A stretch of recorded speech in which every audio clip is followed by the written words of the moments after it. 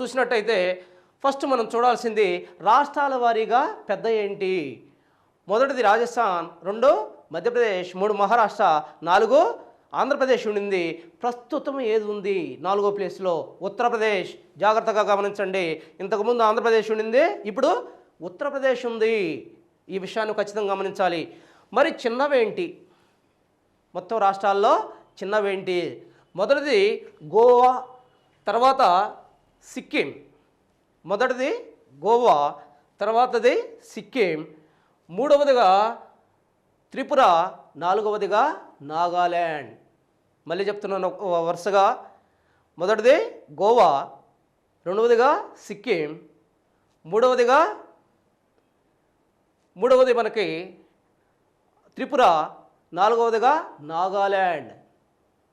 దీన్ని ఖచ్చితంగా ఈ క్రోనలాజికల్ ఆర్డర్ మీరు ఖచ్చితంగా గమనించాలి. ఇది రాష్ట్రాల వారీగా, ఫస్ట్ రాష్ట్రాల వారీగా చెప్పుకుందాం, తర్వాత కేంద్రపాలిత ప్రాంతాలుగా చెప్పుకుందాం. ఫస్ట్ది రాష్ట్రాలు వారీగా చెప్పుకుందాం, తర్వాతది కేంద్రపాలిత ప్రాంతాలుగా చెప్పుకున్నాం. వైశాల్యం అయిపోయింది. తర్వాత జనాభా అంటే ఒక భౌగోళిక ప్రాంతంలో ఉన్న జనసంఖ్యను మనం జనాభా అంటున్నాం. మరి ఈ జనాభా ఏ రాష్ట్రంలో అధికంగా ఉంది? మొత్తం ఒక 4 అన్నా, జస్ట్ మీరు 4 చదవాల్సిన అవసరం లేదు, జస్ట్ 2 అన్నా గుర్తుపెట్టుకోండి. కాకపోతే నేను 4 ఇస్తున్నాను సమాచారం మీకు. ఈ 4లో ఫస్ట్ ఉత్తరప్రదేశ్ అతిగా జనాభా గల రాష్ట్రం భారతదేశంలో. అధిక జనాభా గల రాష్ట్రం ఏంటి? ఉత్తరప్రదేశ్, తర్వాత మహారాష్ట్ర, తర్వాత బీహార్, తర్వాత వెస్ట్ బెంగాల్, 5వదిగా ఆంధ్రప్రదేశ్ ఉండింది. క్వశ్చన్ ఖచ్చితంగా అడుగుతాడు ఆంధ్రప్రదేశ్ గురించి. ఇంతకుముందు ఏ ప్లేస్లో ఉండింది ఖచ్చితంగా, ఎందుకంటే విడిపోయింది కాబట్టి అక్కడే అడుగుతాడు. దీని అన్నిటి కన్నా కూడా 5వ ప్లేస్లో ఉందని మీరు చెప్పాలి. 5వ ప్లేస్లో ఉండింది. సో ఆ తర్వాత చిన్నవేంటి జనాభా పరంగా? అతి చిన్నవేంటి? మొదటిది మనం చూసినట్టయితే సిక్కింగా మనం చెప్పవచ్చు, 2వది మిజోరాం, 3 అరుణాచల్ ప్రదేశ్, 4వదిగా గోవా. 4వది అంటే గోవా. మరి జనసాంద్రత దగ్గరికి వచ్చాము. ఇప్పుడు జనసాంద్రతకి జనాభాకు ఉన్న డిఫరెన్స్ ఏంటి? జనసాంద్రత ఒక నిర్దిష్ట భౌగోళిక ప్రాంతంలో ఉన్న జనాభానే జనసాంద్రత అంటున్నాము. నిర్దిష్ట భౌగోళిక ప్రాంతం అంటే 1 కిలోమీటర్ స్క్వేర్ ప్రాంతంలో నివసిస్తున్న జనాభా సంఖ్యను మనం జనసాంద్రత అంటున్నాము. మరి జనసాంద్రత అతి ఎక్కువగా ఏ ప్రాంతాల్లో ఉంది? ఇక్కడ విచిత్రమైన విషయం ఏంటంటే మనకి కేంద్రపాలిత ప్రాంతాలు 7 అనుకున్నాం కదా. మరి ఈ 7 కేంద్రపాలిత ప్రాంతాల్లో ఒక అండమాన్ నికోబార్ తప్పితే తక్కిన 6 కేంద్రపాలిత ప్రాంతాలు జనసాంద్రత భారతదేశంలోని అన్ని రాష్ట్రాల జనసాంద్రత కన్నా ఎక్కువ. జాగ్రత్తగా గమనించాలి, మీరు జాగ్రత్తగా గమనించాలి. మరి ఇప్పుడు రాష్ట్రాల ప్రకారం చూద్దాం. జనసాంద్రత అత్యధికంగా కలిగిన రాష్ట్రం ఏంటి? మొదటిది బీహార్, తర్వాత వెస్ట్ బెంగాల్, ఆ తర్వాత కేరళ, 4వదిగా ఉత్తరప్రదేశ్. ఏంటి మళ్ళీ ఒకసారి చూద్దాం. మొదటిది బీహార్, తర్వాతది వెస్ట్ బెంగాల్, ఆ తర్వాత కేరళ, ఆ తర్వాత ఉత్తరప్రదేశ్. ఇక్కడ ఇంకొక చిన్న ట్విస్ట్, అంటే ఇంకొక విషయం గమనించాలి. విచిత్రం ఏంటంటే అంతకుముందు వెస్ట్ బెంగాల్ ఉండింది, ఇప్పుడు 2011 సెన్సస్లో బీహార్ వెస్ట్ బెంగాల్ని దాటి మొదటి ప్లేస్లోకి వచ్చింది. ఆ విషయాన్ని మీరు ఖచ్చితంగా గమనించాలి ఇక్కడ. సో ఆ తర్వాత జనసాంద్రత పరంగా చిన్న రాష్ట్రాలేంటి? ఇక్కడ చిన్న రాష్ట్రాలేంటి అని మనం కానీ చూసినట్టయితే జనసాంద్రత పరంగా అతి చిన్న రాష్ట్రాలుగా, అంటే తక్కువ జనసాంద్రత ఉన్న రాష్ట్రాలుగా మనం చూసినట్టయితే ఫస్ట్ది అరుణాచల్ ప్రదేశ్. కేవలం 17 మంది, 1 కిలోమీటర్ స్క్వేర్లో 17 మంది మాత్రమే నివసిస్తున్నారు. మీకు ఒక విచిత్రమైన విషయం ఏంటంటే ఇక్కడ అదే ఢిల్లీలో 1 కిలోమీటర్ స్క్వేర్లో 12,000 చిల్లర నివసిస్తుంటే ఇక్కడ అరుణాచల్ ప్రదేశ్లో 17 మంది మాత్రమే నివసిస్తున్నారు. ఇంకా 2001లో కానీ మనం జనాభా లెక్కల ప్రకారం చూసినట్టయితే 13 మంది మాత్రమే నివసించేవాళ్ళు. ఇది మొన్న రీసెంట్గా మళ్ళీ అడిగాడు 2001 గురించి, 2011 గురించి అడుగుతాడు అనుకుంటే 2001 గురించి అడిగాడు. అందుకనే జాగ్రత్తగా గమనించండి. 2001లో అరుణాచల్ ప్రదేశ్ యొక్క జనసాంద్రత 13 2011లో 17గా మారింది. ఆ విషయాన్ని మీరు ఖచ్చితంగా గమనించాలి. ఇక్కడ అరుణాచల్ ప్రదేశ్ ఇప్పుడు తక్కువే చూద్దాం. ఫస్ట్ది అరుణాచల్ ప్రదేశ్, ఆ తర్వాత మనకి మిజోరాం, ఆ తర్వాత సిక్కిం, ఆ తర్వాత నాగాల్యాండ్ వస్తున్నాయి. ఈ రకంగా చూసినట్టయితే అత్యల్ప జనసాంద్రత గల రాష్ట్రాలుగా ఇవి ఉన్నాయి. మరి ఇక్కడ వదిలేసేసి ఇక్కడ రాష్ట్రాలు అయిపోయాయి మనకి. మరి కేంద్రపాలిత ప్రాంతాలు చూద్దాం. మరి కేంద్రపాలిత ప్రాంతాలు మనం చూసినట్టయితే ఇక్కడ ఎక్కువ తీసుకోవాల్సిన అవసరం లేదు. జస్ట్ పెద్దదేది చిన్నదేది చూసుకుందాం. వైశాల్యం పరంగా కేంద్రపాలిత ప్రాంతాల్లో పెద్దది అండమాన్ నికోబార్. చాలా జాగ్రత్తగా ఉండాలి, అందరూ ఢిల్లీ అని పెడతారు. అండమాన్ నికోబార్. మరి చిన్నదేంటి? లక్షాదీవులు. చిన్నది లక్షాదీవులు. మరి జనాభా పరంగా పెద్దదేంది? ఢిల్లీ. అల్టిమేట్గా ఢిల్లీ పెద్దది. మరి చిన్నదేది? లక్షాదీవులే. మరి జనసాంద్రత పరంగా పెద్దదేంటి? ఢిల్లీ. మరి జనసాంద్రత పరంగా చిన్నదేంటి? అండమాన్ నికోబార్. ప్రస్తుతం 54 మంది ఉన్నారు కిలోమీటర్కి. అదే ఢిల్లీలో అయితే 12,000 చిల్లర దాకా ఉన్నారు. ఈ విషయాన్ని మీరు గమనించాలి. మరి ఇంతటితో మనకి దీని యొక్క పొలిటికల్ సినారియో అవ్వలేదు. ఇంకా దీంట్లో ఇంకా ఏమున్నాయి? రాజకీయ విభాగాల్లో ఇక్కడ కూడా ఇంకొక ట్విస్ట్ కూడా ఉంది. ఈ 36 విభాగాల్లో ఏ రాష్ట్రాలు అధిక రాష్ట్రాలతో సరిహద్దును కలిగి ఉన్నాయి? క్వశ్చన్స్ అక్కడి నుంచి వస్తున్నాయి, జాగ్రత్తగా ఉండండి. మీరు మొత్తం అట్లాస్ను మీ ముందు పెట్టుకొని ఖచ్చితంగా మీరు అధ్యయనం చేయాలి. కొన్నిటినైనా మీరు అధ్యయనం చేయాలి. ఏ రాష్ట్రం తక్కిన రాష్ట్రాలతో ఎక్కువ సరిహద్దును కలిగి ఉంది అని మనం చూసినప్పుడు ఉత్తరప్రదేశ్. ఫస్ట్ది ఉత్తరప్రదేశ్ 8 రాష్ట్రాలతో. చాలా జాగ్రత్తగా గుర్తుపెట్టుకోండి, ఇంగ్లీష్లో చాలా ఈజీగా ఉంటుంది. ఉత్తరప్రదేశ్, యూపీ అంటే ఉత్తరప్రదేశ్ 8 రాష్ట్రాలతోనూ, అదే అస్సాం 7 రాష్ట్రాలతోనూ, తర్వాత ఛత్తీస్గఢ్ 6 రాష్ట్రాలతోనూ సరిహద్దును కలిగి ఉంది. ఫినిష్. ఈ 3 గుర్తుపెట్టుకొని చాలు మీరు. ఏంటిది అది? ఉత్తరప్రదేశ్ 8 రాష్ట్రాలతో, అస్సాం 7 రాష్ట్రాలతో, మరి ఛత్తీస్గఢ్ 6 రాష్ట్రాలతో సరిహద్దుల్ని కలిగి ఉన్నాయి. భారతదేశంలో ఉన్న రాష్ట్రాల్లో ఇవే అతి ఎక్కువ రాష్ట్రాలతో సరిహద్దు కలిగి ఉన్న రాష్ట్రాలు. సరే, వీటిని వదిలేస్తే అత్యల్పంగా సరిహద్దును కలిగి ఉన్న రాష్ట్రాలు ఏంటి? అత్యల్పంగా అంటే మనకు 2 రాష్ట్రాలు కనిపిస్తాయి. ఖచ్చితంగా అవి ఒకే ఒక రాష్ట్రంతో సరిహద్దును కలిగి ఉన్నాయి. గమనించాలి. సిక్కిం. మీరు నేను చెప్పిన సబ్జెక్ట్ని ఖచ్చితంగా అట్లాస్లో చూసుకోవాలి. సిక్కింను మనం చూసినట్టయితే అట్లాస్లో ఎలా కనిపిస్తుంది మనకు? సిక్కిం దేని మీద ఉంటుంది? వెస్ట్ బెంగాల్ పైన ఉంటుంది. మరి ఈ వెస్ట్ బెంగాల్ పైన అంటే వెస్ట్ బెంగాల్ ఒక్కడితోనే సరిహద్దును కలిగి ఉంది. ఒకే ఒక రాష్ట్రంతో సరిహద్దును కలిగి ఉంది సిక్కిం. అర్థమైందా? తర్వాత ఏదైతే మనకి సిక్కిం తర్వాత మనకి మేఘాలయ. ఈ మేఘాలయ అనేది యాక్చువల్గా అస్సాంతో మాత్రమే సరిహద్దును కలిగి ఉంది. మీకు అట్లాస్లో చూస్తే క్షుణ్ణంగా అర్థమవుతుంది. మరి మేఘాలయ అస్సాంతోనూ, సిక్కిం ఒక వెస్ట్ బెంగాల్తో మాత్రమే సరిహద్దులు కలిగి ఉన్నాయి. క్వశ్చన్ ఈ విధంగా వస్తుంది మీకు. భారతదేశంలో ఉన్న రాజకీయ విభాగాల్లో లేదా రాష్ట్రాలు కానీ ఏ రాష్ట్రం అతి తక్కువ రాష్ట్రాలతో సరిహద్దు సంబంధం కలిగి ఉందని ఆయన అడుగుతాడు, లేదా ఏ రాష్ట్రం అతి ఎక్కువ రాష్ట్రాలతో సరిహద్దు సంబంధం కలిగి ఉంది అని క్వశ్చన్ కూడా అడుగుతాడు. ఈ 2 క్వశ్చన్స్ని మీరు జాగ్రత్తగా గమనించాలి. సో వీటితో పాటు భూపరివేష్టిత రాష్ట్రాలు. ఇక్కడే ఈ పొలిటికల్ సినారియోలోనే అంటే భారతదేశ రాజకీయ విభాగాల్లోనే ఇంకొక ఏమడుగుతాడు? భూపరివేష్టిత రాష్ట్రాలు. దీనిలో చూసినట్టయితే భూపరివేష్టిత అంటే ఏంటి? ఏ రాజకీయ విభాగమైనా, అది రాష్ట్రం కావచ్చు, కేంద్రపాలిత ప్రాంతం కావచ్చు, ఏ రాజకీయ విభాగమైనా సరే మొత్తం భూభాగం చేత ఆవరించబడి జలభాగంతో సంబంధం లేకుండా కేవలం భూభాగంతో ఆవరించబడిన ఉన్న రాష్ట్రాలని లేదా రాజకీయ విభాగాన్ని ఏమంటున్నాం మనం? భూపరివేష్టిత రాష్ట్రాలు అంటున్నాము. చాలా జాగ్రత్తగా గమనించండి. మళ్ళీ ఒకసారి చెప్తున్నాను. భూపరివేష్టిత రాష్ట్రాలు కానీ దేశాలు కానీ అంటే ఏంటి?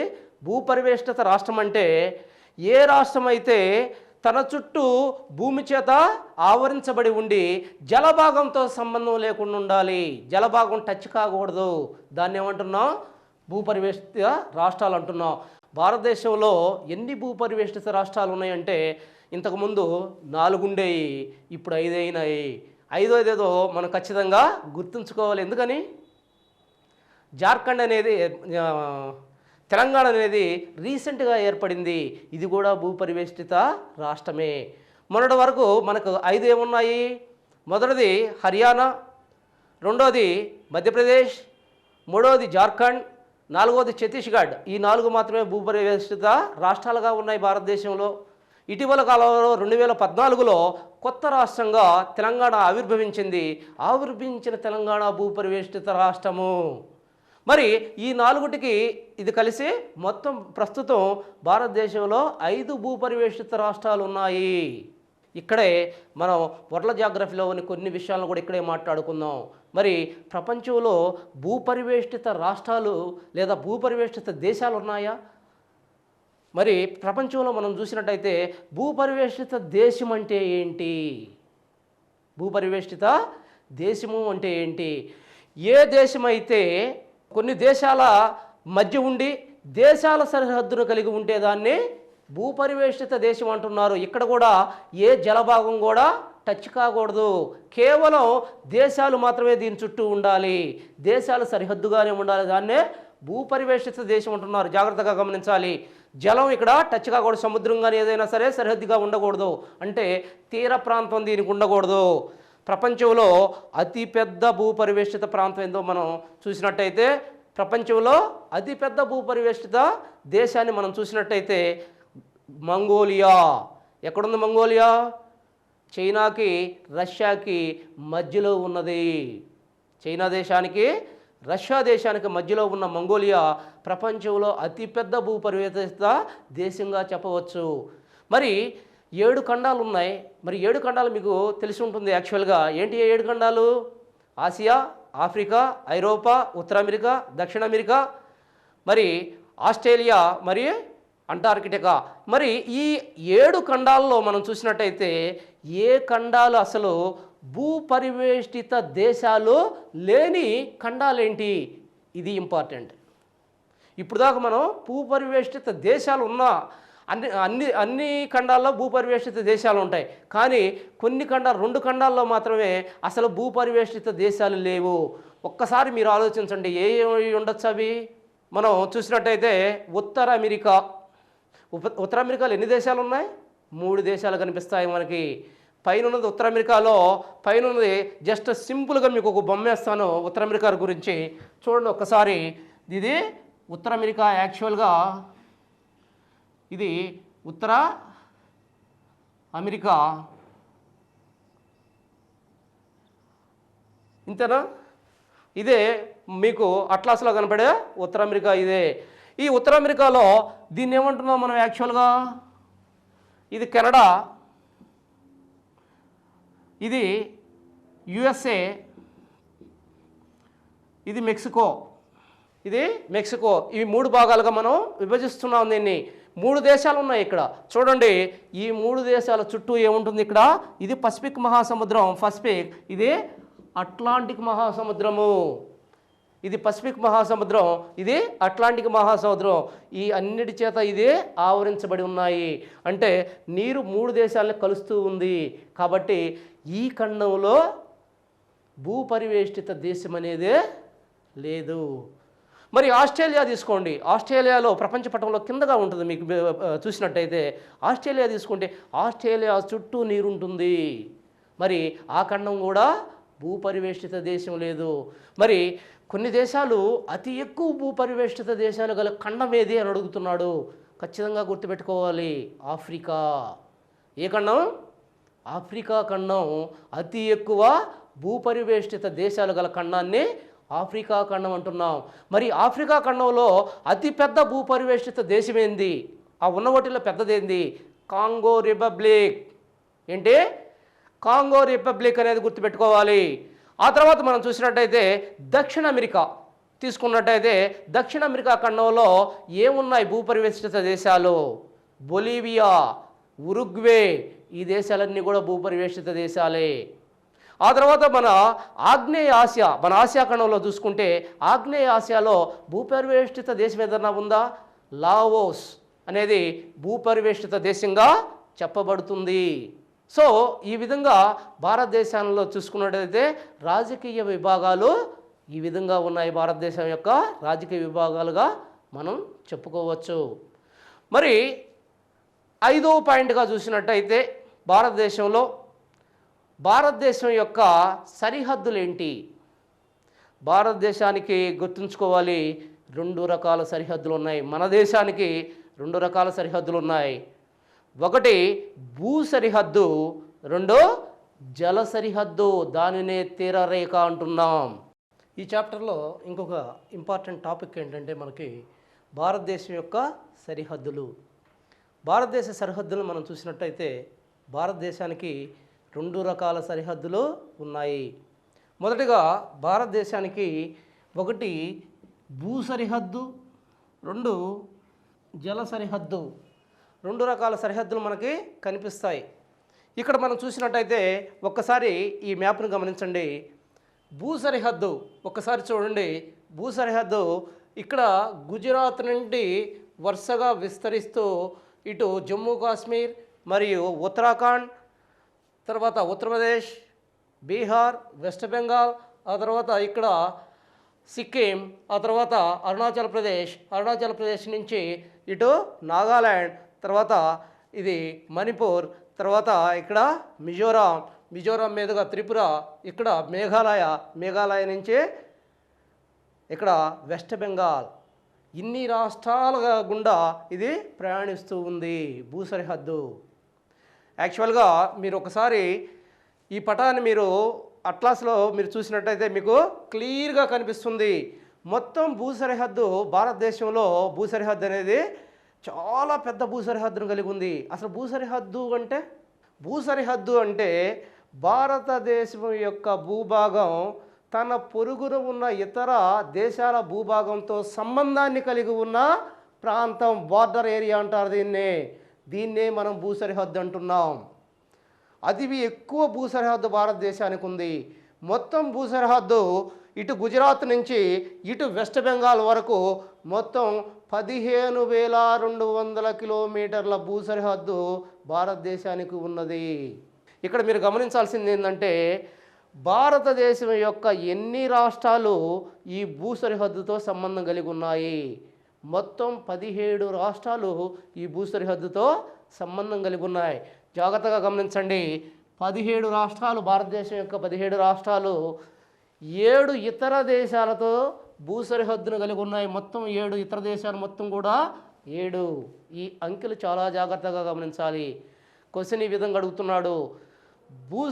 భారతదేశం యొక్క భూ సరిహద్దులో భారతదేశం యొక్క రాష్ట్రాల సంఖ్య ఎంత? లేదా ఇతర దేశాలు భారతదేశంలో ఎన్ని ఇతర దేశాలు భారతదేశ సరిహద్దుతో సంబంధం కలిగి ఉన్నాయి? ఈ 2 విషయాలు మీరు చాలా జాగ్రత్తగా గమనించాలి. మరి భారతదేశ భూ సరిహద్దు ఖచ్చితంగా ఏ ప్రాంతం నుంచి ఏ ప్రాంతం వరకు విస్తరించి ఉంది? ఇక్కడ గుజరాత్ నుంచి మీరు అందుకనే మ్యాప్ చూసుకుంటే ఈ పిడి కొట్టాల్సిన అవసరం మీకు ఉండదు. మ్యాప్తో చదవడం చాలా ఈజీగా ఉంటుంది. 100 బిట్లు దీని నుంచే మీరు తయారు చేసుకోవచ్చు ఒక్క పటం నుంచి. ఇది జాగ్రత్తగా ఉండాలి. ఇక్కడ గుజరాత్ నుంచి ఇక్కడ వెస్ట్ బెంగాల్ వరకు జస్ట్ మైండ్లో పడిపోవాలి. ఇంతవరకు ఈ భూ సరిహద్దు ఉన్నది. మరి దీని పొడవు ఇందాక చెప్పుకున్నాం 15,200 కిలోమీటర్లు. అయితే ఇక్కడ ఇంపార్టెంట్ ఏంటి? ఫస్ట్గా మనం చూసినట్టయితే ఇటు నుంచి వద్దాం. ఫస్ట్ భారతదేశంతో ఇటు వెస్ట్గా సరిహద్దు సంబంధం కలిగిన దేశంగా దేన్ని చెప్పుకోవచ్చు? మొత్తం ఫస్ట్ 7 దేశాలు చూద్దాం. మొదటిది పాకిస్తాన్, రెండవది ఆఫ్ఘనిస్తాన్, 3 చైనా, 4 నేపాల్, 5 భూటాన్, 6 మయన్మార్, 7 బంగ్లాదేశ్. 7 దేశాలను మనం ఇక్కడ చూసాం. ఇక్కడ ఇంపార్టెంట్ ఏంటంటే ఫస్ట్ది పాకిస్తాన్ తీసుకున్నాం.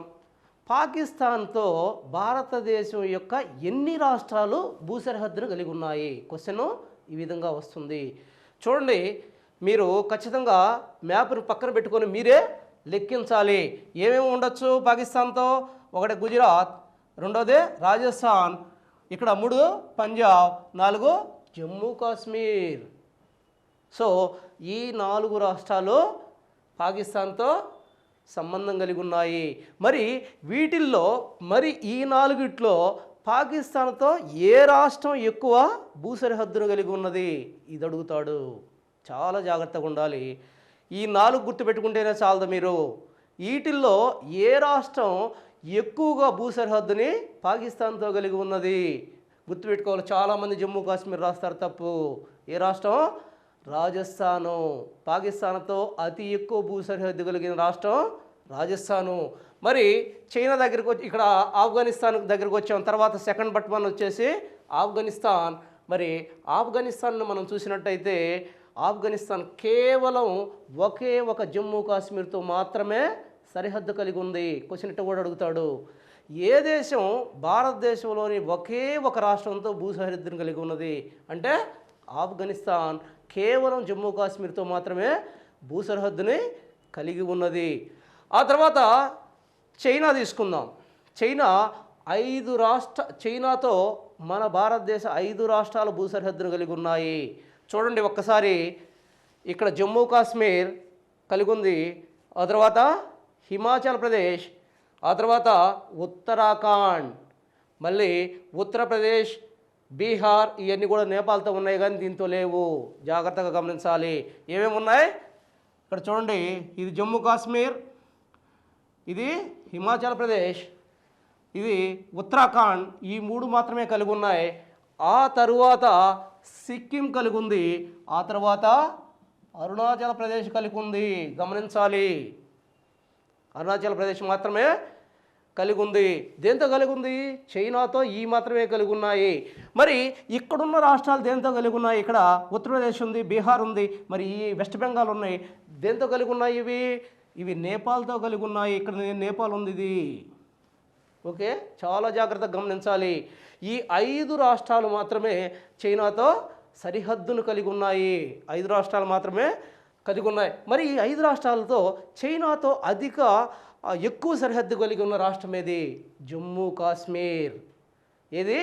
జమ్మూ కాశ్మీర్. చాలా జాగ్రత్తగా మీరు గమనించాలి. ఇక్కడ జమ్మూ కాశ్మీర్, ఇక్కడ ఏం చెప్పుకున్నాం? రాజస్థాన్, ఇక్కడ జమ్మూ కాశ్మీర్. తర్వాత నేపాల్ దగ్గరకు వచ్చాం. నేపాల్ దగ్గరకు వచ్చినప్పుడు నేపాల్తో ఏ రాష్ట్రాలు సరిహద్దును కలిగి ఉన్నాయి? ఆల్రెడీ ఉత్తరాఖండ్ సరిహద్దును కలిగి ఉంది, ఉత్తరప్రదేశ్ కలిగి ఉంది, ఇక్కడ బీహార్ కలిగి ఉంది, ఇక్కడ వెస్ట్ బెంగాల్ కలిగి ఉంది, ఇక్కడ సిక్కిం కలిగి ఉంది. మరి ఈ మొత్తంలో ఏ రాష్ట్రం నేపాల్తో ఎక్కువ సరిహద్దును కలిగి ఉంది? బీహారు నేపాల్తో ఎక్కువ సరిహద్దును కలిగి ఉంది. చాలాసార్లు తప్పు ఇక్కడే చేశారు. ఈ ప్రాంతంలోనే చేస్తున్నారు చాలాసార్లు తప్పు. ఏం చేస్తున్నారు? ఉత్తరప్రదేశ్ పెడుతున్నారు దీనికి. కాదు. ఎందుకని? ఉత్తరప్రదేశ్ అంతకుముందు ఉత్తరప్రదేశ్ ఉండింది. యాక్చువల్గా అయితే అంతకుముందు ఉత్తరప్రదేశ్ ఉండింది. మరి ఉత్తరప్రదేశ్ రీసెంట్గా ఉత్తరప్రదేశ్గా విడిపోయింది. ఎప్పుడైతే ఉత్తరప్రదేశ్గా విడిపోయిందో బీహార్ అతి ఎక్కువ బోర్డర్ గలదుగా బీహార్ వచ్చింది నేపాల్తో. ఆ విషయాన్ని గమనించండి. ఆ తర్వాత మనం చూసాం భూటాన్. ఇక్కడ చూడండి, మీరు పటంలో చూస్తే మీకు తెలిసిపోతుంది. భూటాన్ తీసుకున్నట్టయితే భూటాన్తో ఏ సంబంధాలు కలిగి ఉన్నాయి? ఏ రాష్ట్రాలు? ఒకటి ఇక్కడ సిక్కిం, ఆ తర్వాత ఈ వెస్ట్ బెంగాల్, ఆ తర్వాత చూసినట్టయితే ఇక్కడ అస్సాం, ఇక్కడ అరుణాచల్ ప్రదేశ్. మరి ఈ 4లో అతి పొడవైన భూ సరిహద్దు కలిగి ఉన్న రాష్ట్రంగా దేన్ని చెప్పొచ్చు మనం? అతి పొడవైన సరిహద్దు కలిగిన రాష్ట్రంగా అస్సాం అని చెప్పచ్చు. భూటాన్కి అస్సాం అనేది అతి పొడవైన సరిహద్దుగా ఉన్నది. ఆ తర్వాత మరి ఇక్కడికి వచ్చేసరికి మయన్మార్, దీన్ని ఆనాటి కాలంలో రంగూన్ అంటున్నాం. దేనికి ప్రసిద్ధి రంగూను? టేకుకు ప్రసిద్ధి. రంగూన్ టేక్ అనేది బర్మా టేక్ అనేవాళ్ళు ఆనాటి కాలంలో.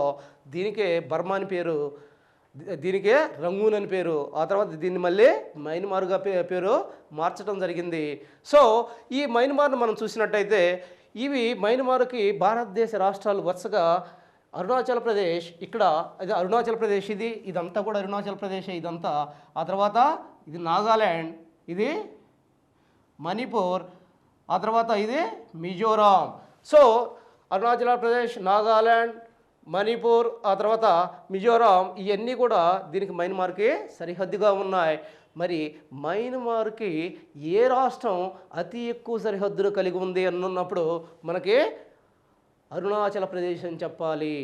ఆ తర్వాత చూసినట్టయితే బంగ్లాదేశ్ యాక్చువల్గా భారతదేశం బంగ్లాదేశ్ చుట్టూరు 3 వైపులా ఆవరించబడి ఉన్న, మన క్వశ్చన్ ఈ విధంగా అడిగాడు.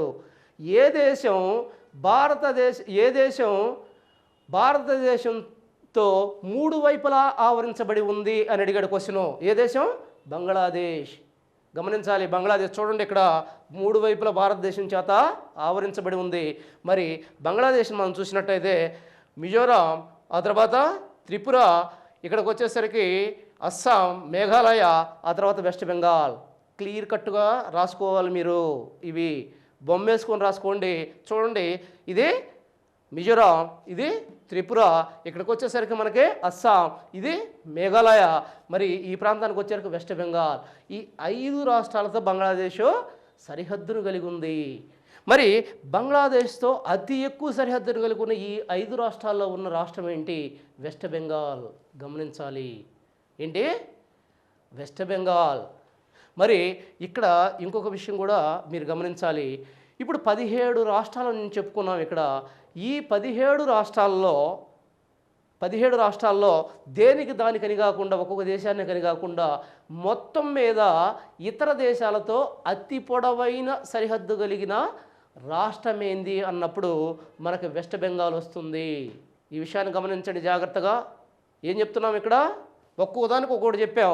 ఇక్కడ చూస్తేమో పాకిస్తాన్కి రాజస్థాన్ అని చెప్పాం, ఇక్కడ చూస్తేమో ఆఫ్ఘనిస్తాన్కి జమ్మూ కాశ్మీర్ చెప్పాం, ఇక్కడ చైనాకు వచ్చేసరికి జమ్మూ కాశ్మీర్ చెప్పాం, ఇక్కడికి వచ్చేసరికి మరి నేపాల్కి వచ్చేసరికి బీహార్ చెప్పాం, భూటాన్కి వచ్చేసరికి అస్సాం అన్నాం, మరి మయన్మార్కి వచ్చేసరికి అరుణాచల్ ప్రదేశ్ అన్నాం, మరి బంగ్లాదేశ్కి వచ్చేసరికి వెస్ట్ బెంగాల్ అన్నాం. అలా కాకుండా మొత్తం భారతదేశ సరిహద్దులకు అత్యధిక సరిహద్దు కలిగిన రాష్ట్రం ఏది అంటే, ఇతర దేశాలతో అతి పొడవైన సరిహద్దు కలిగిన రాష్ట్రం ఏది అన్నప్పుడు 17 రాష్ట్రాల్లో మనకి వెస్ట్ బెంగాల్ అని చెప్పాలి. వెస్ట్ బెంగాల్ అని చెప్పాలి. ఆ తర్వాత ఇంకా క్రిటికల్గా డెప్త్కు పోతాడు అనుకుంటే మీరు కొన్ని విషయాలను ఇక్కడ జాగ్రత్తగా చూడాలి. కొన్ని రాష్ట్రాలు 2 దేశాలతో సరిహద్దును కలిగి ఉన్నాయి, కొన్ని రాష్ట్రాలు 3 దేశాలతో సరిహద్దును కలిగి ఉన్నాయి. జాగ్రత్తగా చూడండి, మీకు సిలబస్లో లేకపోతే ఇది జాగ్రత్తగా చూసుకోండి. అంటే సిలబస్లో కాదు, మీకున్న పాఠ్యాంశాల్లో ఈ సమాచారం లేకపోతే జాగ్రత్తగా గమనించండి. 2 దేశాలతో ఆ తర్వాత ఏంటి 2 దేశాలతో సంబంధం ఉన్న రాష్ట్రాలు ఒకసారి మీరు గమనించినట్టయితే, అది మీ కొరకు ఇక్కడే చూపిస్తున్నాను. 2 దేశాలతో సంబంధం ఉన్న రాష్ట్రం యూకే, ఉత్తరాఖండ్. ఎలా?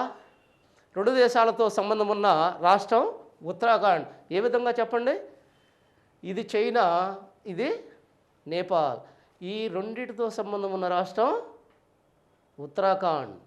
ఫస్ట్ యాక్చువల్గా 3 రాష్ట్రాలు, మన భారతదేశం యొక్క 3 రాష్ట్రాలు 2 దేశాలతో సంబంధాన్ని కలిగి ఉన్నాయి, అంటే సరిహద్దును కలిగి ఉన్నాయి.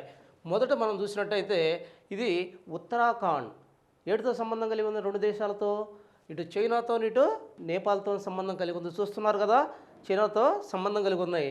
మరి ఇక్కడ అస్సాంను చూస్తున్నాం. అస్సాం దేంతో సంబంధం కలిగి ఉంది? ఇటు బంగ్లాదేశ్తో కలిగి ఉంది, ఇటు భూటాన్తో కలిగి ఉన్నది. మరి ఇక్కడ మిజోరాం చూస్తున్నాం. మిజోరాం మయన్మార్తో కలిగి ఉన్నది, బంగ్లాదేశ్తో కలిగి ఉన్నది. మరలా చెప్తాను చూడండి. యూకే 2 దేశాలతో, ఒకటి చైనాతో, నేపాల్తో కలిగి ఉన్నది. ఇక్కడ అస్సాం చూసినట్టయితే భూటాన్తోనూ, ఇటు బంగ్లాదేశ్తో కలిగి ఉంది. మరి ఇక్కడ మిజోరాం చూస్తే మయన్మార్తోనూ, బంగ్లాదేశ్తో కలిగి ఉన్నది. సో మన భారతదేశం యొక్క ఒక రాష్ట్రం 2 దేశాలతో సంబంధాలు కలిగి ఉన్నాయి. ఈ విధంగా మీరు సెర్చ్ చేసుకోవాలి. చాలా ఇంపార్టెంట్గా ప్రతిదాన్ని ఒక బిట్గా తయారు చేసుకోవాలి. ఆ తర్వాత 3 దేశాలతో సంబంధం ఉన్న రాష్ట్రాలు ఏమన్నా ఉన్నాయా భారతదేశానికి అని మనం చూసినట్టయితే 3 దేశాలతో ఇక్కడ జమ్మూ కాశ్మీర్ ఒకటి. చూడండి, ఇది మొత్తం కూడా జమ్మూ కాశ్మీర్. మరి జమ్మూ కాశ్మీర్కి 3 దేశాలతో సంబంధం ఏమున్నది చూసినట్టయితే ఏమున్నది? జమ్మూ కాశ్మీర్కి ఆఫ్ఘనిస్తాన్, పాకిస్తాన్, చైనా 3 దేశాలతో భారతదేశం యొక్క ఒక రాష్ట్రం జమ్మూ కాశ్మీర్కి సంబంధం ఉంది. ఆ తర్వాత ఇక్కడ వెస్ట్ బెంగాల్, ఇది వెస్ట్ బెంగాల్, ఇక్కడ నేపాల్తో సంబంధం ఉంది, ఇటు భూటాన్తో సంబంధం ఉంది, ఇటు బంగ్లాదేశ్తో సంబంధం ఉంది, బంగ్లాదేశ్తో సంబంధం ఉంది. ఇది వెస్ట్ బెంగాల్. తర్వాత సిక్కిం చూడండి, సిక్కిం నేపాల్తో సంబంధం ఉంది, భూటాన్తో సంబంధం ఉంది, ఇటు చైనాతో సంబంధం ఉంది, చైనాతో సంబంధం ఉంది. అదే అరుణాచల్ ప్రదేశ్ చూసినట్టయితే ఇటు చైనాతో సంబంధం ఉంది, ఇటు భూటాన్తో సంబంధం ఉంది, ఇది ఒకటి, ఇది 2, ఇది మయన్మార్తో 3తో సంబంధం ఉంది. సో ఈ విధంగా మీరు డివైడ్ చేసుకొని చదవాలి. ఈ రకంగా భారతదేశంలో రాష్ట్రాలు ఎన్ని దేశాలతో ఏ విధంగా సంబంధం ఉన్నదనేది చాలా ఇంపార్టెంట్. మరి దాంతోపాటుగా భారతదేశంలోని కొన్ని జస్ట్ 2 రాష్ట్రాలు ఇటు భూ సరిహద్దును కలిగి ఉన్నాయి, ఇటు జల సరిహద్దును కలిగి ఉన్నాయి. చాలా ఇంపార్టెంట్ ఇది. 2 రాష్ట్రాలు అటు భూ సరిహద్దును కలిగి ఉన్నాయి, ఇటు జల సరిహద్దును కలిగి. జల సరిహద్దు అంటే ఏం లేదు, ఏదైతే సముద్రం ఆవరించి ఉన్న ప్రాంతాన్ని మనం జల సరిహద్దు లేదా తీరరేఖ అంటున్నాం. మరి కొన్ని 2 రాష్ట్రాలకు మాత్రమే భూ సరిహద్దు ఉంది, తీరరేఖ ఉంది. అవి వెస్ట్ బెంగాల్ ఒకటి, 2 గుజరాత్ ఒకటి. ఇక్కడ చూడండి, ఇది గుజరాత్, వెస్ట్ బెంగాల్ మరియు గుజరాత్, ఈ 2టికి మాత్రమే తీరరేఖ మనకు కనిపిస్తూ ఉంది మరియు భూ సరిహద్దు కూడా కనిపిస్తూ ఉంది. ఈ విషయాన్ని మనం జాగ్రత్తగా గమనించాలి. ఇది భారతదేశం యొక్క భూ సరిహద్దును గురించిన క్షుణ్ణమైన సమాచారం. అయితే భారతదేశం యొక్క భూ సరిహద్దు వల్ల ఏర్పడిన సమస్యల గురించి మనం ఇక్కడ మాట్లాడుకుందాం. ఇది మీకు కంప్లీట్గా కరెంట్ టాపిక్ అయినా సరే ఇక్కడ మీకు క్షుణ్ణంగా తెలియజేస్తాను. మొత్తం కూడా భారతదేశానికి 7 దేశాలతో, తన పొరుగున ఉన్న 7 దేశాలతో సరిహద్దు సంబంధం కలిగి ఉంది. ఈ సరిహద్దు సంబంధాలన్నీ కూడా, ఈ సరిహద్దు ప్రాంతాలన్నీ కూడా సమస్యాత్మక ప్రాంతాలే. ఈ సమస్యాత్మక ప్రాంతాలన్నీ కూడా నిత్యం సంఘర్షణ జరుగుతున్న ప్రాంతాలు. ఇవన్నీ కూడా చూడండి ఒక్కసారి, ఈ ప్రాంతం మొత్తం కూడా నిత్యం సంఘర్షణే. భారతదేశానికి సరిహద్దు ప్రాంతాలు సంఘర్షణకు నిలయాలుగా ఉన్నాయి. దాయాదు దేశాలైన పాకిస్తాను నిరంతరం భారతదేశంతో వైరంతో ఉన్నది. అంతేకాకుండా పొరుగున ఉన్న చైనా పంచశీల ఒప్పందాన్ని అడ్డం పెట్టుకొని భారతదేశాన్ని మీద ఎప్పుడు కూడా కయ్యానికి కాలు దువ్వుతూ ఉంది. చాలా జాగ్రత్తగా గమనించండి. ఇక్కడ భారతదేశంలో ఈ సమస్యాత్మక ప్రాంతాలు ఏ విధంగా సమస్య అయ్యాయి, ఇతర దేశాలకు తక్కిందంతా చెత్తంతా పక్కన పెట్టి మీరు జస్ట్ పాకిస్తాన్కి మనకున్న సమస్యాత్మక ప్రాంతాలు ఏంటి, చైనాకి మనకున్న సమస్యాత్మక ప్రాంతాలు అనేది దృష్టి పెట్టాలి. పాకిస్తాన్ తీసుకుందాం. పాకిస్తాన్ మన పక్కనే ఉంది. మరి పాకిస్తాన్కి మనకి సమస్యాత్మక ప్రాంతం ఏంది చూడాలి. ఇక్కడ ఒకటి చూడండి, భారత్, పాకిస్తాన్, బంగ్లాదేశ్. వీటిని చూసినట్టయితే ఇక్కడ మీకు చరిత్ర వస్తుంది. 1947లో జూన్ 3వ తేదీన జూన్ 3 ప్లాన్, మౌంట్ బాటన్ ప్లాన్ అంటారు. ఇది హిస్టరీలో మౌంట్ బాటన్ ప్లాన్ అంటున్నాం. మరి ఈ మౌంట్ బాటన్ ప్లాన్లో భాగంగా మామూలుగా మౌంట్ బాటన్ రెడ్ క్లిఫ్ అనే కమిటీని నియమించాడు భారతదేశాన్ని విభజించమని.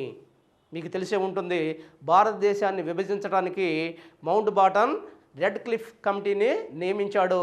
ఈ రెడ్ క్లిఫ్ అనే అతను ఒక ఆంగ్లేయుడు.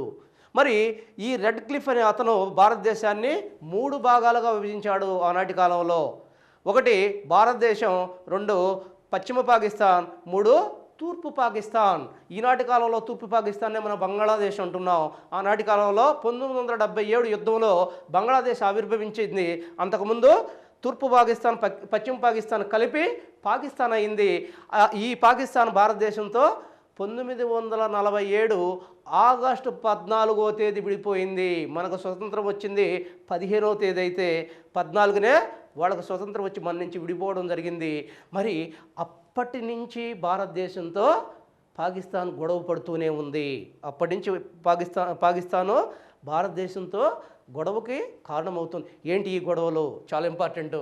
1 జమ్మూ కాశ్మీర్ సమస్య, జమ్మూ కాశ్మీర్. 2 సర్క్రీక్ సమస్య. 3 తుల్బుల్ నావిగేషన్. 4 బాగ్లిహార్. ఈ సమస్యలు క్షుణ్ణంగా గుర్తుపెట్టుకోవాలి మీరు. జమ్మూ కాశ్మీర్ సమస్య ఎందుకు వచ్చింది? జమ్మూ కాశ్మీర్ మనకి యాక్చువల్గా జమ్మూ కాశ్మీర్ అనేది భూలోక స్వర్గంగా పిలువబడుతుంది. భారతదేశం యొక్క భూలోక స్వర్గం అంటున్నాం. మరి ఈ జమ్మూ కాశ్మీర్ని ఆనాటి కాలంలో మీకు తెలిసే ఉంటుంది, ఆనాటి కాలంలో స్వతంత్రానికి పూర్వం దీన్ని హరిసింగ్ అనే అతను రాజు పరిపాలిస్తూ ఉండేవాడు. మరి ఈ హరిసింగ్ కాలం తర్వాత స్వతంత్రానంతరం హరిసింగ్ స్వతంత్రాన్ని ప్రకటించుకున్నాడు. భారతదేశానికి స్వతంత్రం వచ్చింది, మనందరం ఆనందపడుతున్నాం. ఆ టైంలో హరిసింగ్ స్వతంత్రాన్ని ప్రకటించుకున్నాడు. స్వతంత్రాన్ని ప్రకటించుకున్న తర్వాత అక్టోబర్ 22వ తేదీ 1945 అక్టోబర్ 22వ తేదీ పాకు దీని మీదకి యుద్ధాన్ని ప్రకటించింది. చాలా ప్రాంతం వరకు ఆక్రమించింది. మరి ఆక్రమించిన తర్వాత హరిసింగ్ చేతులెత్తేసి నిస్సహాయుడై అతను 1945 అక్టోబర్ 27వ తేదీ ట్రీటీ ఆఫ్ అసెషన్, బాగా గుర్తుపెట్టుకోండి ఏంటిది అది, ట్రీటీ ఆఫ్ అసెషన్ అనే ఒక ట్రీటీ, ఒక సంధి కార్యక్రమాన్ని భారత సైన్యానికి ప్రభుత్వానికి పంపించాడు. ఎప్పుడైతే భారత ప్రభుత్వానికి పంపించాడో భారత ప్రభుత్వం దీన్ని ఆమోదించింది. 27వ తేదీ భారత ప్రభుత్వం ఆమోదించడంతో భారత్ పాక్ యుద్ధం అనివార్యమైంది. జాగ్రత్తగా గమనించాలి, ఫస్ట్ భారత్ పాకిస్తాన్ యుద్ధం అప్పుడే స్టార్ట్ అయింది.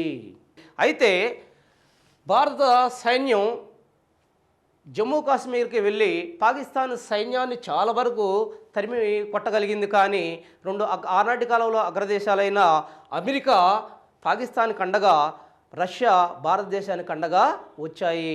ప్రపంచ దేశాలన్నీ కూడా ఒక్కసారి ఉలిక్కిపడ్డాయి. 3వ ప్రపంచ యుద్ధం స్టార్ట్ అవుద్దనే ఒక భయంతో యునైటెడ్ నేషన్స్ దీనిలోకి ఇంటర్ఫీర్ అయింది.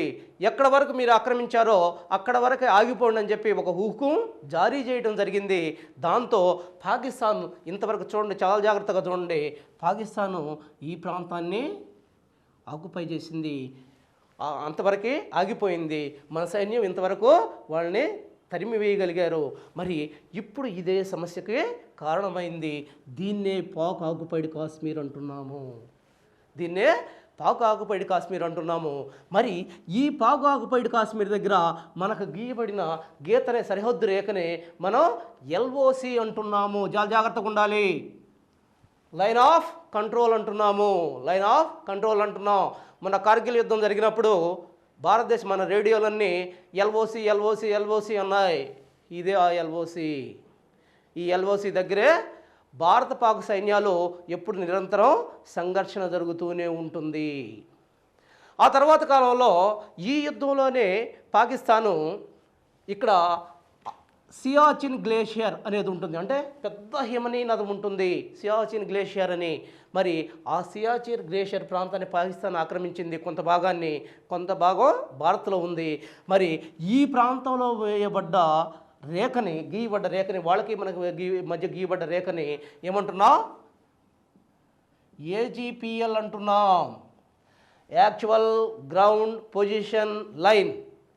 యాక్చువల్ గ్రౌండ్ పొజిషన్ లైన్గా చెప్పబడుతున్నాం. ఆ తర్వాత పాక్కి మనకు ఇంకొక సరిహద్దు రేఖ ఉంది, దాన్ని బీపీఎల్ అంటున్నాం.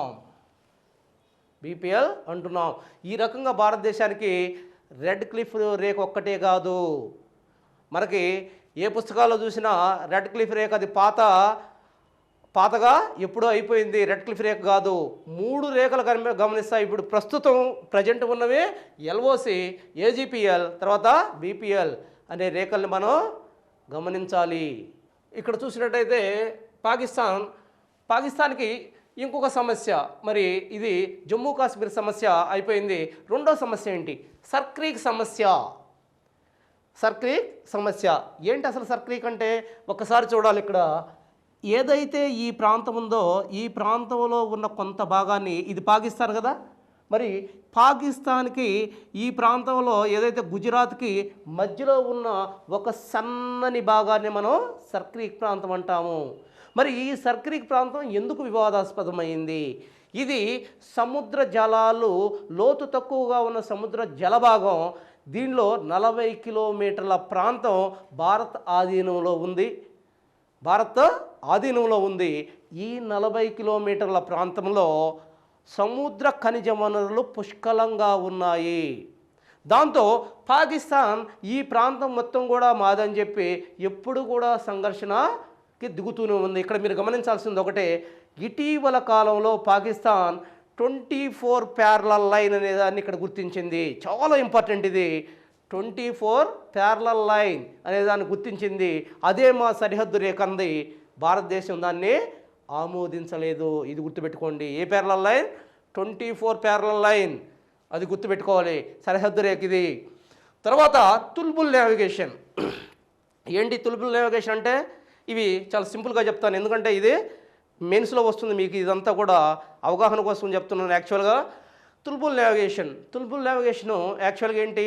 జీలం నది మీద మనోళ్ళు సింధు నదీ జలాల ట్రీటీకి ఒప్పందానికి వ్యతిరేకంగా జీలం నది మీద మనోళ్ళు ఆనకట్ట కట్టారని, దానివల్ల వాళ్ళ నావిగేషన్కు సరిపోయే అంత జలాలు రావటం లేదని చెప్పి మామూలుగా పాకిస్తాను యునైటెడ్ నేషన్స్లో మన మీద పిటిషన్ వేయడం జరిగింది.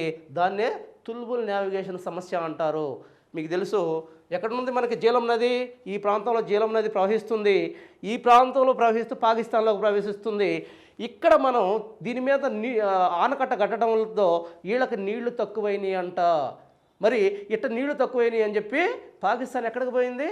యునైటెడ్ నేషన్స్కి పోయింది, మన మీద ఫిర్యాదు చేసింది. ఇదే తుల్బుల్ నావిగేషన్ సమస్య. సేమ్ బాగ్లిహార్ ప్రాజెక్ట్ కూడా అదే. ఇక్కడ జీలం చినాబ్ నది మీద కట్టి ఉన్నదే బాగ్లిహార్ ప్రాజెక్ట్. ఈ బాగ్లిహార్ ప్రాజెక్టు కూడా సేమ్ సమస్య. ఇన్ని సమస్యలు మనకి పాకిస్తాన్తో ఉన్నాయి. మరి ఇక్కడ మనం గుర్తుపెట్టుకోవాల్సింది ఏంటంటే రెడ్ క్లిఫ్ రేఖ. ఈ రెడ్ క్లిఫ్ రేఖ పాకిస్తాన్కి భారతదేశానికి మధ్య వేయబడ్డది అనుకున్నాం. మరి ఇప్పుడు మొన్నటి వరకు ఇక్కడ వేయబడింది భారతదేశానికి పాకిస్తాన్కి, ఆ తర్వాత ఈ బంగ్లాదేశ్కి మనకి మధ్య కూడా వేయబడింది. ఇప్పుడు 1971లో బంగ్లాదేశ్ పాకిస్తాన్తో యుద్ధం జరిగిన తర్వాత బంగ్లాదేశ్ ఆవిర్భవించినప్పుడు ఇప్పుడు రెడ్ క్లిఫ్ లైన్ ఏ దేశాల మధ్య ఉంది అన్నప్పుడు జాగ్రత్తగా గమనించండి. భారతదేశానికి పాకిస్తాన్కి మధ్య ఒక లైన్గా ఉంది, కానీ బంగ్లాదేశ్కి భారతదేశానికి మధ్య 2 లైన్లుగా ఉంది. ఈ విషయాన్ని మీరు గమనించాలి. అంటే బంగ్లాదేశ్ చుట్టుపక్కల ఉన్న ఈ లైన్ని మనం ఏమంటున్నాం? రెడ్ క్లిఫ్ లైను అంటున్నాము. అర్థమై ఉంటుంది. తర్వాత సెకండ్ బంగ్లాదేశ్ తీసుకుందాం. పాకిస్తాన్ అయింది మనకి. బంగ్లాదేశ్తో భారతదేశానికి ఉన్న సమస్యలు ఏంటి అని మనం చూసినప్పుడు ఇక్కడే మనం గమనించాలి. బంగ్లాదేశ్తో చూస్తే ఒకటి మాతాబాంగా నది, 2 న్యూమూర్ దీవులు, 3 సిలిగురి. సో ఈ రకమైన సమస్యలు మనకు కనిపిస్తూ ఉన్నాయి. మాతాబాంగా నది, ఈ నది భారతదేశంలో బంగ్లాదేశ్ నుంచి భారతదేశంలోకి ప్రవేశించేటప్పుడు ఈ నదీ జలాల విషయంలో భారతదేశానికి బంగ్లాదేశానికి ఎప్పుడూ సమస్యగానే ఉంది. ఆ తర్వాత న్యూమూర్ దీవులు. ఇక్కడ చూడండి, బంగ్లాదేశ్ భారతదేశాల మధ్యన ఉన్న దీవుల్ని మనం న్యూమూర్ దీవులు అంటున్నాం. అయితే ఈ న్యూమూర్ దీవులు మీవని వాళ్ళు మావని మనం ఎప్పుడు సంఘర్షణ జరుగుతుంది. అయితే 1970లో వచ్చిన బోళా తుఫాన్, ఇటీవల కాలంలో వచ్చిన బోళా తుఫాన్ గుర్తుపెట్టుకోండి. ఏ తుఫాన్ అని అడుగుతాడు? బోళా తుఫాన్కి ఈ దీవులు మునిగిపోయాయి, కొట్టుకుపోయాయి. ఎప్పుడైతే ఈ దీవులు కొట్టుకుపోయాయో దాంతో సమస్య పరిష్కరించబడింది. ఆ తర్వాత చూసినట్టయితే సిలిగురి సమస్య ఏంటి? ఇక్కడ ఒకసారి చూడండి, నేపాల్కి బంగ్లాదేశ్కి మధ్య 24 కిలోమీటర్ల ఒక సన్నని ప్రాంతాన్ని మనం చికెన్ నెక్ ప్రాంతం అంటాము. ఏం ప్రాంతం? Chicken neck. ఈ చికెన్ నెక్ ప్రాంతంలో ఉన్న కుక్కమూతి ఆకారంలో ఉన్న ప్రాంతాన్నే సిలిగురి ప్రాంతం అంటాము. సిలిగురి ప్రాంతం అంటామో ఇది చాలా ఇంపార్టెంట్ ప్రాంతం. ఈ రెండింటి మధ్య సంఘర్షణకి ఇదే కారణమవుతుంది. ఆ తర్వాత నాలుగవదిగా తీన్ బాగా. ఈ తీన్ బాగా ప్రాంతం బంగ్లాదేశ్కి భారతదేశానికి మధ్యలో ఉంది ఈ ప్రాంతం. మరి ఈ ప్రాంతం ఎప్పుడు కూడా సమస్యగా యుద్ధాలకు కూడా కారణమవుద్దా అనే విధంగా ఉండింది. అయితే ఇటీవల కాలంలో భారతదేశం దీన్ని 999 సంవత్సరాలకి బంగ్లాదేశ్కి లీజుకి ఇవ్వడం జరిగింది. దాంతో సమస్య పరిష్కరించబడింది. సో ఈ విధంగా బంగ్లాదేశ్కి భారతదేశానికి సమస్యలు ఉన్నాయి. ఆ తర్వాత చైనా. భారతదేశానికి చైనాకి సమస్యలు ఉన్నాయా? ఉన్నాయి. 1954లో చైనా భారతదేశంతో పంచశీల ఒప్పందం కుదుర్చుకుంది. మీకు పాలిటీలో వస్తుంది, ఇది జాగ్రత్తగా ఉండాలి. 1954లో పంచశీల ఒప్పందాన్ని కుదుర్చుకుంది. పంచశీల ఒప్పందం అంటే ఒక దేశం యొక్క అంతర్గత విషయాల్లో వేరే దేశం జోక్యం చేసుకోకూడదు. కానీ చైనా నిరంతరం జోక్యం చేసుకుంటూనే ఉంది. మరి చైనాకి మనకున్న అసలు సరిహద్దులు ఏమన్నా ఉన్నాయా? 3 రకాల సరిహద్దులు కనిపిస్తాయి మనకి. చూడండి ఒక్కసారి, ఇది చైనా. ఇక్కడి నుంచి ఇక్కడ మనం చూసామంటే 3 రకాల సరిహద్దులు కనిపిస్తాయి. ఇక్కడి నుంచి చూడండి, చాలా ఈజీగా ఉంటుంది మనకి. యాక్చువల్గా ప్రతి బుక్లో కూడా మెక్మోహన్ రేఖ చైనాకి భారతదేశానికి ఉంది. సింపుల్గా మెక్మోహన్ రేఖ అంటున్నారు, బార్డర్ రేఖనే మెక్మోహన్ రేఖ అంటున్నారు. కానీ చైనాకి భారతదేశానికి 3 సరిహద్దు రేఖలు ఉన్నాయి, గమనించాలి. మెక్మోహన్ రేఖ కేవలం ఈ ఉత్తరంగా ఉన్న రేఖనే, ఈ ఇంత ప్రాంతం వరకు ఉన్న రేఖనే మెక్మోహన్ రేఖ అంటున్నారు. దీన్ని ఈస్టర్న్ సెక్టార్ అంటారు. ఈస్టర్న్ సెక్టార్ అని ఎందుకని? ఈస్ట్గా ఉంది కాబట్టి దీన్ని ఈస్టర్న్ సెక్టార్ అంటున్నారు. ఈ మెక్మోహన్ రేఖ ఇక్కడ టిబెట్కి, ఇక్కడ అరుణాచల్ ప్రదేశ్కి, ఇది కూడా మీరు గమనించాలి. దేనికి మధ్య ఉంది? టిబెట్కి అరుణాచల్ ప్రదేశ్కి మధ్యలో ఉన్నది. దీన్ని మెక్మోహన్ రేఖ అంటున్నాం. మెక్మోహన్ రేఖ జస్ట్ దీనికే పరిమితమైంది. ఎవరు ఈ మెక్మోహన్? ఇతను ఒక ఆంగ్లేయుడు. ఈ మెక్మోహన్ రేఖను గుర్తించాడు. ఆ తర్వాత ఇక్కడి నుంచి చూడండి, అరుణాచల్ ప్రదేశ్ దగ్గర నుంచి ఆ తర్వాత ఏదైతే సిక్కిం ఉందో, ఉత్తరాఖండ్, హిమాచల్ ప్రదేశ్, ఈ మొత్తంగా ఉన్న రేఖని మిడిల్ సెక్టార్ అన్నారు. ఏమన్నారు? మిడిల్ సెక్టార్ అన్నారు. ఇక్కడ మనం ఏమంటున్నాం? మెక్మోహన్ రేఖ అంటున్నాం. ఈ మెక్మోహన్ రేఖ దగ్గర చైనా సుయాద్చన్ రాంగ్ అనే ప్రాంతాన్ని, తవాంగ్ అనే ప్రాంతాన్ని రెండింటినీ ఆక్రమించింది. జాగ్రత్తగా ఉండాలి ఈ విషయంలో. సుయాన్ చంద్రాంగ్ అండ్ తవాంగ్, రెండోది తవాంగ్ ప్రాంతాలను ఆక్రమించింది. ఆ తర్వాత ఇక్కడ చూసినట్టయితే మిడిల్ సెక్టార్ ఏంటి? హిమాచల్ ప్రదేశ్ మరియు ఇది ఉత్తరాఖండ్, ఈ సిక్కిం రాష్ట్రాలు టిబెట్తో సరిహద్దుని కలిగి ఉన్నాయి. దీన్ని మిడిల్ సెక్టార్ అంటున్నాం. ఇది ఈస్టర్న్ సెక్టార్, ఇది మిడిల్ సెక్టార్, ఇది వెస్టర్న్ సెక్టార్. ఈ వెస్టర్న్ సెక్టార్, మూడోది వెస్టర్న్ సెక్టార్. ఈ వెస్టర్న్ సెక్టార్ దేని మధ్య ఉంది? మొన్న అడిగిన క్వశ్చన్ ఇదే. చైనాతో సరిహద్దులో వెస్టర్న్ సెక్టార్ దేని మధ్య ఉన్నది, వేయబడిందని అడిగాడు. వేటి మధ్య? జమ్మూ కాశ్మీర్కి సికియాంగ్, చైనా యొక్క సికియాంగ్. ఇక్కడ గుర్తుపెట్టుకోండి, అరుణాచల్ ప్రదేశ్కి టిబెట్కి, తర్వాత ఈ 3 రాష్ట్రాలకి టిబెట్కి, ఇక్కడ మాత్రం చైనా యొక్క సికియాంగ్కి జమ్మూ కాశ్మీర్కి మధ్యనే గీయబడి ఉంది ఇది యొక్క వెస్టర్న్ సెక్టార్. మరి ఈ వెస్టర్న్ సెక్టార్ దగ్గర మనం రీసెంట్గా ముస్తగ్ ఆలు సంధి ప్రకారం డోంగ్రా లడక్ అనే సంధి ప్రకారం ముస్తక్ ఆలు అనే పర్వత ప్రాంతాన్ని ఈ ప్రాంతంలో మనం సరిహద్దుగా గుర్తించాం. అయితే 1962లో చైనాకి భారత్కు యుద్ధం జరిగింది. ఆ యుద్ధంలో మనం ఇక్కడున్న ఆక్సాయ్ చిన్ అనే ప్రాంతాన్ని కోల్పోయాం. మరి ఎప్పుడైతే ఆక్సాయ్ చిన్ ప్రాంతాన్ని మనం కోల్పోయామో, ఆ ప్రాంతానికి, కోల్పోయిన ప్రాంతానికి మనకి, అంటే కోల్పోయినప్పుడు అది వాళ్ళదవుతుంది కదా, మరి దానికి మనకి మధ్యనున్న సరిహద్దు రేఖగా ఒకదాన్ని గుర్తించారు. దాన్ని LOAC అన్నారు, లైన్ ఆఫ్ యాక్చువల్ కంట్రోల్. చాలా జాగ్రత్తగా ఉండాలి. ఇందాక పాకిస్తాన్కి మనకు చెప్పినప్పుడు LOC అని చెప్పాను. అది LOC, line of control. Just line of control. ఇదే చైనాకి మనకు మధ్యలో ఉన్నది లైన్ ఆఫ్ యాక్చువల్ కంట్రోల్. చాలా జాగ్రత్తగా గమనించాలి. ఆ తర్వాత కాలంలో 2004లో మన భౌగోళిక ఒప్పందాల ప్రకారం చైనా సిక్కింని భారతదేశంగా గుర్తించింది. దాంతో భారత్కి చైనాకు మధ్య వ్యాపార వాణిజ్యాలు సక్రమంగా ప్రారంభమయ్యాయి. బాగానే ఉంది. మరి ఈ వాణిజ్య వ్యాపారాలు ఇక్కడి నుంచి యాక్చువల్గా దేని ద్వారా చైనాకి మనకి వాణిజ్య వ్యాపారాలు జరిగాయి అడిగాడు ఈ క్వశ్చను. ఎప్పుడైతే చైనా భారతదేశం ఉందని ప్రకటించిందో, సిక్కిం భారతదేశం ఉందని ప్రకటించిందో, చైనాకి భారతదేశానికి వాణిజ్య వ్యాపారాలు ప్రారంభమయ్యాయి. మరి దేని ద్వారా ప్రారంభమయ్యాయి అని మనం అడిగినప్పుడు నతులా పాస్ ఎక్కడుంది? అది సిక్కిం దగ్గర ఉంది. దాన్నే నాతులా పాస్ అంటున్నాం. ఈ పాస్ ద్వారా వాణిజ్య వ్యాపారాలు జరిగినాయి. చాలాసార్లు అడిగాడు ఈ బిట్టు. వాణిజ్య వ్యాపారాల్లో ఏ పాస్ ద్వారా? పాస్ అంటే మార్గం. ఎందుకని? ఇవన్నీ హిమాలయాలు, ఏదో ఒక హిమాలయాల్లో ఉన్న పాస్ని, రహదారిని పాస్ అంటున్నాం. మరి ఏ పాస్ ద్వారా చైనాకు మనకి వాణిజ్యం జరిగింది? నతులా పాస్.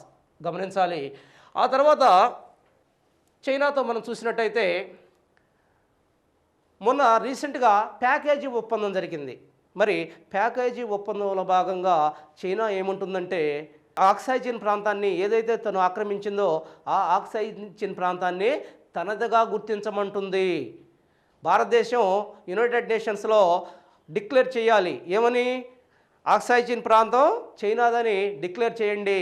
లేకపోతే సిక్కింని కానీ, నేను ఏదైతే ఆక్రమించాను ఈ ప్రాంతంలో షియాద్రాంగ్చూ ప్రాంతాన్ని, ఈ రెండింటిని కూడా నాదిగా గుర్తిస్తాను, భారతదేశం కాదంటానని చెప్పి అడ్డం తిరుగుతుంది చైనా. ఈ విధంగా. అంతేకాకుండా ఇక్కడ చూడండి, ఇక్కడ సిక్కిం ఉంది. ఈ సిక్కిం పైన చైనాతో సంబంధం ఉన్న భూభాగం ఉంది. దీన్ని ఫింగర్ ఏరియా అంటారు. ఏమంటారు దీన్ని? ఫింగర్ ఏరియా అంటారు. ఈ ఏరియా కూడా నాదే అని వాదిస్తుంది చైనా. ఇంత లోతుగా డెప్త్గా చదవండి. ఓకే. ఈ రకంగా చైనాకి భారతదేశానికి అనేక సమస్యలు ఉన్నాయి. ఆ తర్వాత మనం చూసాం ఆఫ్ఘనిస్తాన్తో చూసాం. ఆఫ్ఘనిస్తాన్ కేవలం ఇక్కడ ఒకటి గుర్తుపెట్టుకోవాలి మీకు. ఇందాక నేను చిన్న విషయం మర్చిపోయాను ఇక్కడ. ఏంటి? 7 దేశాల్లో ఏ దేశం భారతదేశంతో ఎక్కువ సరిహద్దు సంబంధం కలిగి ఉన్నదనేది ఒక్కటి మర్చిపోయాను. సారీ. ఈ విషయాలు మనం గమనిస్తే 7 ఏరియాలు సరిహద్దు కలిగి ఉన్నాయి అన్నాం కదా. వీటిల్లో ఎక్కువ ఏ దేశం భారతదేశంతో ఎక్కువ సరిహద్దును కలిగి ఉందన్నప్పుడు చాలాసార్లు అడిగాడు ఇది. ఫస్ట్ బంగ్లాదేశ్, తర్వాత చైనా, తర్వాత పాకిస్తాన్. అది గుర్తుపెట్టుకోవాలి. అతి తక్కువ సరిహద్దు భారతదేశంతో కలిగి ఉన్న దేశం ఏది అన్నప్పుడు ఆఫ్ఘనిస్తాన్ గుర్తుపెట్టుకోవాలి. కేవలం 80 కిలోమీటర్ల మాత్రమే భారతదేశంతో సరిహద్దును కలిగి ఉంది. చాలా తక్కువ సరిహద్దును కలిగి ఉంది. అదే ఫస్ట్ బంగ్లాదేశ్ అతి ఎక్కువ సరిహద్దును కలిగి ఉంది. మరి ఇది ఎంత సరిహద్దును కలిగి ఉంది? 4120 కిలోమీటర్ల సరిహద్దును కలిగి ఉంటే ఇది జస్ట్ 80 కిలోమీటర్లు మాత్రమే సరిహద్దును కలిగి ఉంది. ఈ విషయాన్ని జాగ్రత్తగా గమనించాలి. సరే, అది పక్కన పెడితే ప్రస్తుతం ఆఫ్ఘనిస్తాన్ దగ్గరికి వచ్చాం. ఆఫ్ఘనిస్తాన్కి మనకి మధ్య ఉన్న సరిహద్దు రేఖ ఏమిటి? దీన్ని డ్యూరాండ్ రేఖ అంటారు. ఏమంటారు? డ్యూరాండ్ రేఖ అంటారు. ఆనాటి కాలంలో లాన్స్డౌన్ అనే గవర్నర్ జనరల్, ఏం పేరు అతని పేరు? లాన్స్డౌన్. ఏంటి? లాన్స్డౌన్ గవర్నర్ జనరల్ గుర్తుంచుకోవాలి. అతను ఈ డ్యూరాండ్ రేఖని గీయడం జరిగింది 1817 సంవత్సరంలో. ఆ తర్వాత కాలంలో ఎప్పుడైతే పాకిస్తాన్, ఆనాటి కాలంలో బ్రిటిష్ ఇండియాకి ఆఫ్ఘనిస్తాన్ మధ్య గీయబడింది. ఇప్పుడు అది ఏటేటి మధ్య గీయబడింది? ఆఫ్ఘనిస్తాన్కి పాకిస్తాన్కి మధ్య, ఆఫ్ఘనిస్తాన్కి భారతదేశానికి మధ్య గీయబడింది. చూడండి ఒక్కసారి. ఆనాటి కాలంలో జస్ట్ భారతదేశానికి ఆఫ్ఘనిస్తాన్కి మధ్య గీయబడింది బ్రిటిష్ కాలంలో.